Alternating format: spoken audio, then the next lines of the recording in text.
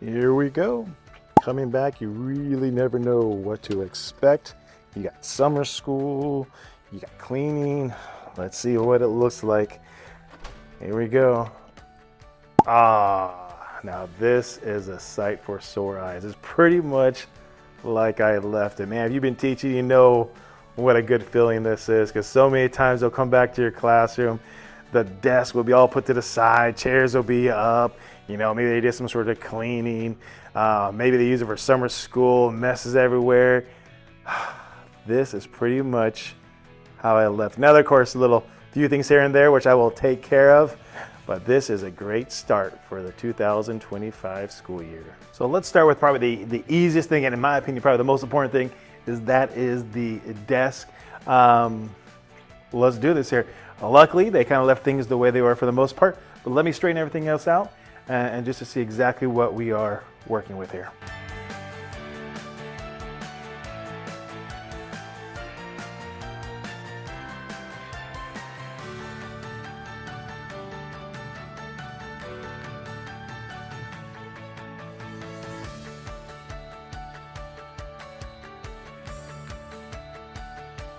Now, one thing I want to point out regarding the desk, I have a total of 35 students. I have 35 desks. Each room is shaped differently, and you always got to think about this when you set up your classroom, is how do you want to do it? Do you want them to be in just simple rows? Do you want it to be paired like I have? Do you want them to be in groups? The bottom line is you got to figure out how you're going to do your instruction, and how do you want students to be, and what is your main focus. Now, last year I actually tried to do group work, and these desks are actually designed for group work. But what I found out is I actually got worse results than if they're being actually situated like this. And so I have them situated this way based upon how the room is designed. But the other key thing is, and you'll see this because one thing we're going to be doing probably tomorrow, because I have more PD meetings to go to today, is the seating chart. And you want to be very strategic on your seating chart, where students are sitting. So it's one thing to have your class organized a certain way, but probably the more important thing is, where do you put students once you have your classroom set up? So now the next thing is this. Now, one thing I'm going to change is this cart right here. This is our Chromebook cart, and the reason I'm changing this, I'm moving this, is because we're no longer going to have it. We did have a class set of Chromebooks for all the students, but the district decided to do away with that. So each student is going to have their own Chromebook, and they're going to be responsible for bringing it. So what I'm going to do is I'm going to basically move this out of the way for now. I might actually just put it somewhere else totally, but for now, move this out of the way. And then what I'm going to do right here, and you might be able to see, is I have tape on the ground, and that is where students are going to put their backpacks. So originally I had it up front, but it kind of got in the way. But I will have it over here now, so that way, as maybe here and part over there, so that way students have a place to put their backpacks. And so the school agreement that we have is students will come in, take out what they need, put their backpacks to the front, and then that way they won't be distracted. So let me go ahead and fix that right now, as well as getting the tape down for the backpacks.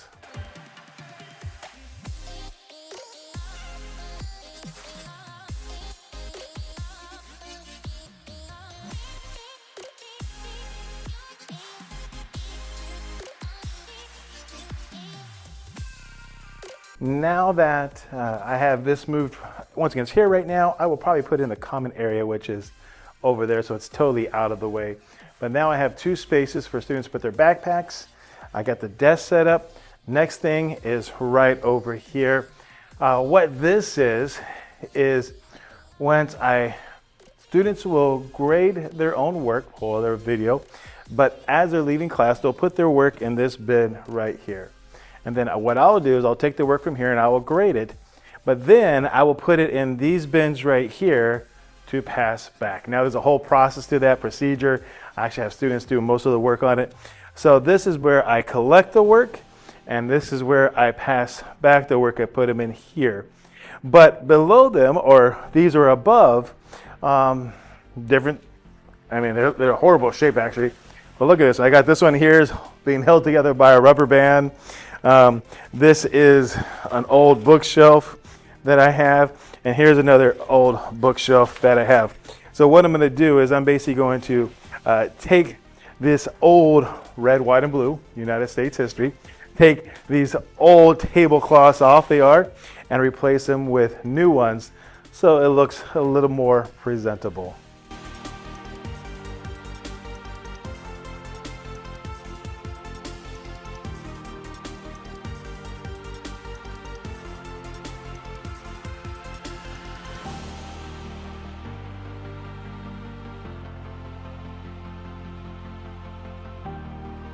So ideally, these would be nice, new, brand new cabinets, but as teachers, you work with what you have.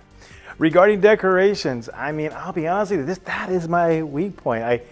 Even at my own house, my wife makes fun of me because I like plain white walls. But I don't decorate too much. And if there's one thing I would like to improve or spend more time on, that might be it if I had infinite amount of time. But that's usually one of the last things I'll do if I do any decorations. Once in a while, I'll be lucky enough to have my wife actually decorate for me. But let me show you some other things around the room that I will plug in a little bit later on here. But just to have an idea where things are at in case you're looking for ideas to set up your room. So once again, let's start over here. So over here, we have, the bins for collecting work as well as, returning work to them. Pencil sharpener, stapler, and back there's the hole punch and our sink and so forth. Let's go around this way. Bulletin board, and so throughout the year they'll give us stuff to put up here, and so I'll update that. Now this, and pay attention for future videos, this is something that I use called teacher versus student, and so when it gets to it, I'll put teacher up here, I'll put student down here, and this will be my detention list. And it's something I use to control the noise in the classroom. Students are doing great, they get points. If I'm doing, if students aren't doing great, then I get points. And then it's kind of like a little competition. There's a lot more to it than that, but that's where I have this at. And then I can also have my board here to write. This I would not want to teach without, and that is a timer. Oh man, it makes a night and day difference having this timer. So that may be something you might want to consider. Once again, look at other videos I have that talks about the timer. Of course, our smart board here, DVD player. Now this is actually going to be quite helpful because once you make your copies, I always like to plan at least a week to 2 weeks ahead, and I'll make copies. Last thing you want to do is try to make copies right before class, right? But then I'll put my copies in here, and so that way when the day comes, I just quickly pull them out and I'm ready to go. Also maybe have some stuff over here, copies when time goes. These books will most likely be on the desk when students do start. Over here, you got your board, just some other information. They got the schedule. And then like I said, over here will be the backpacks. Back here, just a storage cabinet. Nothing fancy about that. Wicker, something the school is, promoting. Right back here. Now I'm not sure if you can see it up here, but it says I'm a Bobcat boy. Man, when I first started my YouTube channel, me and this other teacher, we actually did a thing for our students. If they got so many points, we performed for them. That is a whole other story, but this has been up there for several years now, and I haven't taken it down. Maybe because I'll have nothing else to replace it with, at least not at this point in time. But that's that. And then over here is going to be my weekly calendar. This basically says what we're going to learn, what we're going to do, and how we know we did it. And then it'll be Monday, Tuesday, Wednesday, Thursday, Friday. And each box will be filled out so students know what we're doing that day. They'll know what we're learning about. And they'll actually know, hey, this is what it should be done by the end of this class as far as work-wise or what they should get out of it. Over here is a desk area. The reason I chose this area as a desk area is mainly because that's where the plugins are at. So in your classroom, it's going to depend upon a lot where your plugins are at, where you might put your overall desk. But we have our Elm over here, projects on the screen, a printer, storage cabinets, nothing too fancy over here. But that is kind of the quick thing of the room. Now what I have to do, and this is the next big thing, and I'll probably actually save this for tomorrow, is the two big things I have to do is plan out my lessons. I've been doing this several years, so I kind of know exactly what I'm doing already.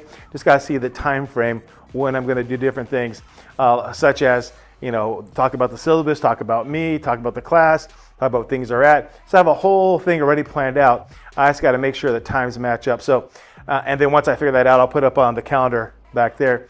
But the next thing I have to do is kind of plan out my next week or two, make sure that's in the books, make copies of that. And then the other huge thing, which I'll definitely share with you as well, is create my seating chart.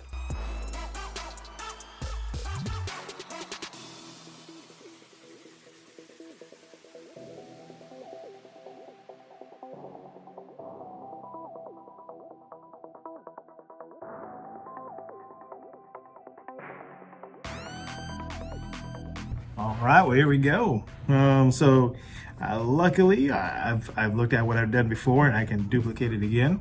So, in fact, let me just show you what we got here. So, nothing terribly exciting here, but it just tells me my first week, and I break it down day by day. And I've been doing this for probably the past, I don't know, a couple of years now, 4 years, 5 years. But let me show you some more time here. What I really want to point out is this, that for the first 7 days, I would say, we're not really doing any real work on history. It's not. I mean, all this is, we're doing work in the class, but the goal of the work is not for them to learn new material necessarily, but the goal of the work is to practice our rules and procedures. And so what I'm gonna do now is a couple things on here. For example, the first day I kind of talk about myself. The second day, we have something called the Nacirema. And if you're interested in these lessons, just send me, I'll put a link down below so you can just request any of these if you want to, but I'll put something here for the Nacirema, link for that. But this is an assignment I do. I won't go into details about it, but it's a really good assignment to get students thinking a little bit differently. Bottom line, Nacirema talks about this weird culture, society, and we talk about them. We kind of just say how where they are, but turn to find out Nacirema is actually American. So it just kind of gets them thinking about things a little differently. And so I will do that the second day. First day, kind of introduction. Second day, we work on Nacirema, still introduction, rules, procedures, introductions, all that sort. And then when we get to Monday, is when we start talking about our syllabus. And what I do for my syllabus is previously, I would just give them the syllabus that looks like this and all filled out. But kids are bored at that point and they're just zoning out. And so to make it a little more interactive, I give them the syllabus, but I have filled the blanks in there. And so there'll be certain parts of the syllabus where they have to pay attention, voluntary answers, get extra credit, but it's fill out the syllabus is what they're doing. So they're filling in the blank to make it a little more interactive. And so I'm doing that one on Monday and then Tuesday of next week. So we're talking about day 4, talking more about the class, talking about the homework. And then here is the key. Here's the thing that I think is so much important. So I got Monday, Tuesday, Wednesday, Thursday, kind of introduction, stuff like that way. But then Wednesday, Thursday, and Friday, all I am doing is going over warm-up procedures. I have a certain warm-ups that we do in our class over and over and over again. And so I spend 3 whole days going over the warm-up procedures. I want to be so ingrained in the students that they know exactly what to do when they come in. They'll know how to do the work. I want it to be second nature to them because we're going to be doing that all throughout the year. Now, so what I have to do next is I'm going to write on the board Thursday and Friday for next week so you can see what that looks like. Or for the week, this week for when the students come in. And then I'm just gonna go make some copies. And once I make some copies and I have all that done, I am fairly ready for the students. Progress is being made. We got the board set up for Thursday and Friday. If you can, I look to the left-hand side. This is what we will learn, what we will do, and how we will know we learned, and it tells you the different categories right there. It says period 2, 3, 4, 5, 6. Once again, that's towards homework or actually class teacher contest thing, which will be in another video. That's where homework is going to go. That's where extra credit's going to go. I got the board over here, teacher, student, and detention. And of course, we got our copies all set. And then the seating chart, well, they actually told us to don't count on our rosters just yet. They're still making changes, but this is just a rough draft what the seating chart will look like for my class. As with anything I mentioned in this video, if you would like a copy of it, I'll put down in the details. Maybe if you want a copy of the syllabus, the Nacirema, if you want a copy of the seating chart, whatever I can do to help you out, please do not hesitate. So with that said, have a great 2025-2026 school year, and let's get this.